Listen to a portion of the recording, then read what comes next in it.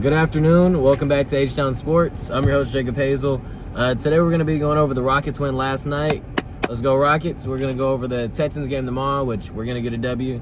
And then go over some notes and takeaways I have from the Rockets game, as well as give a highlight and an in-depth look at Josh Okogie. He's been a great player for us this year. Wasn't necessarily looked upon to be that big contributor for us. If you have any suggestions or comments or anything about what I could do better or why I'm wrong during this episode, please feel free to let me know below. I'd love to argue with y'all in the comments. To get it started, the Rockets recap. In the first quarter, the Blazers jumped out to a 16-7 lead, so it was looking good for the Blazers.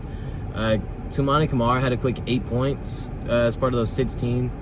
So you didn't necessarily think it was going to last. Like, whenever I was watching the game, I didn't think Camara was going to drop 32 points today. So you were hoping that was going to slow down and we're going to be able to do all the other things well, like make jump shots. We ended the quarter up 41-32 thanks to another 16 points from KD in the first quarter. He's so good, and he just shoots over people. It's so fun to see him shoot over guys that are 7 foot or that are his height, and he just rises up over them, and it just looks so easy. The second quarter was a tightly contested quarter. I mean, the Blazers took the lead back midway through, so it was a pretty good fight. The Blazers were putting up a good fight in the first half, but we finished the quarter strong. We were up 69-60. I'm pretty sure this was the quarter where Tari got injured. He's in the bad seat with us today. But yeah, I'm pretty sure this was the quarter where he got injured. Jeremy Grant, dribbled the ball. He basically pushed his butt back into Tari, and it hit his hip in the perfect right spot for it to mess with it. So we don't have any updates yet. Hopefully he's okay. I'll probably give you an update on the next video about Tari, but yeah, hopefully he's good. Wishing Tari well. So going into there, a couple notes from the second quarter. Reed had a drawn up, out of bounds, we're going to get the ball to Reed so he can shoot the ball coming off this inbound. He shoots it from the corner, hits side backboard. Terrible. You laugh watching it. And then the very next play that he comes down, he shoots a three. The logo, again, is very extended because it's the in-season tournament. But from a letter of the logo, probably 5 to 6 feet behind the three-point line, very next play, split. Splash. So his confidence is just growing, and the fact that he follows up a side of the backboard with a cash just shows you that. It shows you how he's so confident. Even though he misses, he still believes in his game. Min had a nasty trailing block in this quarter. His steals and blocks are so fun to watch. He had a couple throughout this game where he offered the pass lane to him. It looked like it was open, and then he would just steal it. He would just be sitting right behind him. It was beautiful.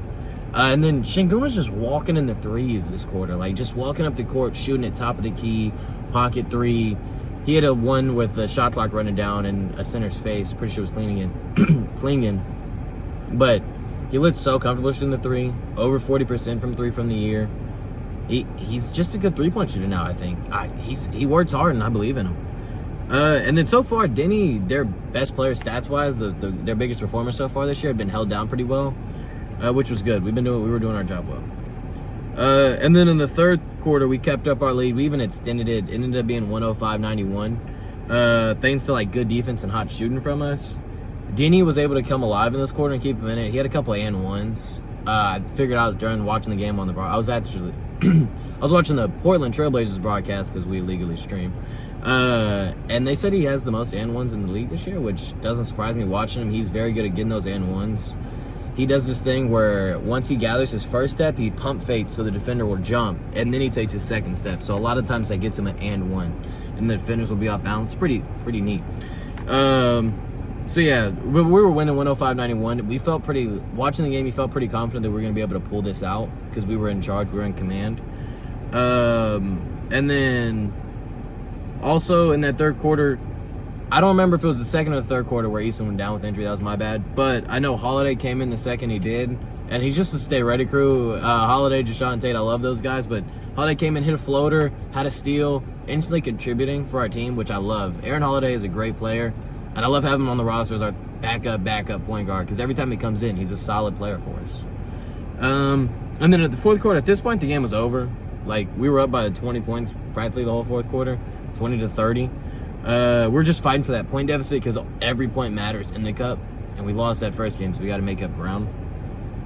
We continued our great shooting. We ended up scoring 140 points this game. We won 140-116. So I did not get the score right, but KD did end up dropping 30 points. We moved to 7-3, third seed. We're 3 games back of the Thunder, which the Thunder just keep rolling. Hopefully they slow down eventually. Yeah, it's been a great job. Almost forgot to mention it. In the fourth quarter, Reed had a huge defensive play where He steals the ball from Denny Advia, dives on it. 2 Blazers jump on top of him. He gets the foul called. Everyone on the court chest bumps him. We all do the chest bump thing on the Rockets. Chest bumps him. The whole bench is going crazy. It was fun. It was a fun thing. That's what Reed can do. Reed's a defensive playmaker, and whenever he makes a play, it's fun. It's fun watching him make a play. Now I want to go over the notes and takeaways from the Rockets game today. Just general team takeaways. The Blazers had 20 turnovers compared to our 6 turnovers, which is huge. That was really emphasis those past couple games, and you could see it building. We're not turning the ball over. Ime really got on that ass. We had 16 steals to their 4, 23 fast breaking points to their 9. Again, you could see why we won this game and why we dominated the way we did, especially considering we were able to shoot the ball well. Şengün, huge game today. 25, 10, 9, 3, 3, 4 assists from 3. Shout out to Brado. I don't know how to say his name. He follows the Rockets. Great post for the stat. He's on Instagram, Twitter, everywhere. But he's the youngest player ever, Şengün, to record or exceed this stat line. So, I mean, he's a stud. His ability to step up as a passer and as a playmaker since Fred's been down has been huge. And he's really carried the workload on this team. KD's been awesome. The rest of the guys have been awesome. But Şengün's handled that playmaking and that ability to generate offense. That KD generates offense for himself, but not necessarily playmates for others, where Şengün's been able to do that super, super well. Kevin Durant, 16 first quarter points again. He's a killer. Ended with 35, 3 and 1. Just his ability to shoot over people is so fun to watch. He just consistently rises up over people, shoots over them, gets to his spot that he wants to be, and just makes it. It looks so effortless, so easy for him. He's going to have to choose whenever he wants to retire, because I don't know if Father Time's going to tell him. I don't know. The Father Time will, eventually. He's undefeated, but, man, KD is really good. KD thing to note, he's getting to the free throw line the most of his career since his MVP season, so, I mean, he's doing something right. Getting to the foul line, that's the easiest way to score. So what all the best players do. Bari, huge game, 22 points in 27 minutes. He got postered. He got dunked on really bad. But followed that up with a 3-pointer. We're not going to talk about it. 3 is greater than it is, but God, he got dunked on bad. But Bari played a great game today. 22 points. He was knocking down 3s. It doesn't matter how many points or how many rebounds, or no matter what his stats are on a night-to-night basis, his impact's going to be there on a night-to-night basis. He's always going to be a versatile defender for us. He's always going to be a strong rebounder. He's always going to be a 3-point shooter who you have to respect. And today he was able to drop 22 points in 27 minutes. So he's been a great player for us all year. I love some Jabari Smith minutes, and he was great today. So shout out to Jabari. Oh, Reed Shepherd, 13, 3 and 3, 4 steals, a defensive playmaker. I tried to tell y'all last episode, he is a defensive playmaker. He can be a positive on that side of the floor, man, and I'm excited for it because a lot of his steals always lead out to transition layups or transition to buckets, which are great, which is what we thrive on. The confidence just keeps growing. I'm loving the Reed minutes. I'm just excited to see him get more reps and more burn, and he's only going to continue to get better and better and better. Reed Shepherd's really good, and he's been a huge contributor and stepped up a big time since Fred VanVleet's gone down with this injury. Steven Adams, 11 boards. He's just a dog. Every episode I'm just going to let you know Steven Adams is one of the best offensive rebounders in the league. He's the best offensive rebounder in the league, and one of the better offensive rebounders we've seen in a long time. He's a stud. Aaron Holiday, shout out, stay ready, crew. Aaron Holiday, you're a stud. Every time you play for us, you're always solid. You're always going to make your 3-point shots, and you're always going to give us good defense. So, love that. Now, lastly, before we get in this player spotlight, Josh Okogie, just to touch on him a little bit. He's been great all year. He had 11, 3, 1, and 4 steals in a day's game. Truthfully, I wasn't the biggest Okogie fan coming into the season. His jump shot's always been the swing factor, so I always feel like he can't shoot. But he's shooting 45% from 3 this year, so I'm eating my words. I'm sorry. He's been a great defender, which has always been his trademark, and he's been able to knock down the 3 ball this year. Great hustle. I like seeing him on the court. So that's going to do it for the notes and takeaways of this portion of the episode. Thank you if you were just tuning in for the Rockets recap and the takeaways. I really appreciate it. I'm going to go ahead and get into the Josh Okogie in-depth look at him now, show you just how good he's been and just how valuable he's been, considering the fact that he necessarily might not have had a big role coming into the year. So thank you, and we're going to move on to that portion of the episode. Josh Okogie's been really good for us this year. I mean, he's really good. I didn't think he was going to be this good. Again, like I said, I was a hater, but in his career, he's been a rotational wing who hasn't averaged 20 minutes a game since 2021. So that's 5 years ago. We signed him in late July. Literally our last real NBA contract we gave out. JD Davidson ended up getting converted to an NBA deal, but our real 1 year, $3 million vet minimum contract we could give out. So there wasn't really any expectations. We were maybe thinking he was going to give us some rotational minutes, but we didn't really know what his role was. We just liked to have him on the end of the bench.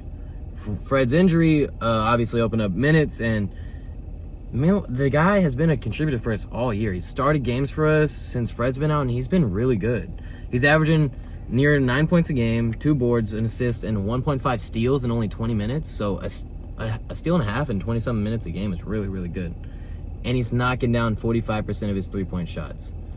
His three-point shot has always been the swing factor of whether he plays or not. And if he's hitting his three-pointers, I love seeing Josh Okogie on the court due to the hustle that he provides, the defense he provides, and the shooting he's providing now.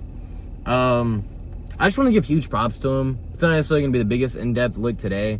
I just really wanted to shout him out and give y'all just a little more about the fact that he didn't have expectations coming in, and now he's been contributing for a team that's 7-3, third in the West with title hopes. Shout out to Josh Okogie. Keep killing, man. I mean my words. You're really good. So thank you for being a Houston Rocket, and thank you for performing, man. The last thing I want to look at before we get out of here today is going to be a Texans preview before the game tomorrow. Big game tomorrow. If we win tomorrow, we're back at 500. We're right back in it. So we're playing a 1-8 Titans team, so we should be better. Even though we're playing without C.J. Stroud, biggest news of the day, we're not going to have C.J. General Mills is starting, but we're playing a 1-8 team. We should win. We should handle business. We're playing a team that's averaging the least amount of yards per game and points per game at 14.4. So the defense should be able to give us a good shot. If they allow more than 20 points tomorrow, I'd be shocked considering we're only allowing 16 something on the year. So I'd be shocked. Titans on the other side of the ball, defensively, they're 7th in yards per game allowed and 3rd in points allowed at 28.6. So we should have a good chance to score some points even though we're playing with our backup quarterback. So we should be good. Overall, I think we're going to pull this dub out thanks to dominance from our defense and ball security from our offense. I really think we're going to take care of the ball tomorrow. D'Amico's going to make that a big point of emphasis because we're playing a team that we should beat. You can't give them unforced errors like turnover, like picks or fumbles or things like that. I got the Texans winning 24-14 tomorrow. Player of the game, Nico Collins. Bet on him if you can. Davis Mills loves Nico. Whenever he was a starting quarterback, he always targeted Nico. Trust me, Nico's going to do good tomorrow. And then just a couple people to watch out for. Titans playmakers, Cam Ward went #1 overall. Very talented. Tony Pollard's had a good year. Very bad game scripts, but very solid player. He can have a very good game. He had a good game against us earlier in the year. And then Jeffrey Simmons is a game wrecker. Did it to us last game. 4.5 sacks, 6 tackles for loss. He's a beast, so keep your eye on him. We got to make sure we always got our eye on him. But that's going to do it for today's episode. I really thank y'all for tuning in. I really appreciate it. Thank y'all for all the support. Even if you make it this far to the episode and you're hearing this, I really appreciate it. Thank y'all so much. We'll have an episode drop in Monday after the Texans win. So thank y'all, and I hope y'all have a great weekend. Let's go Texans.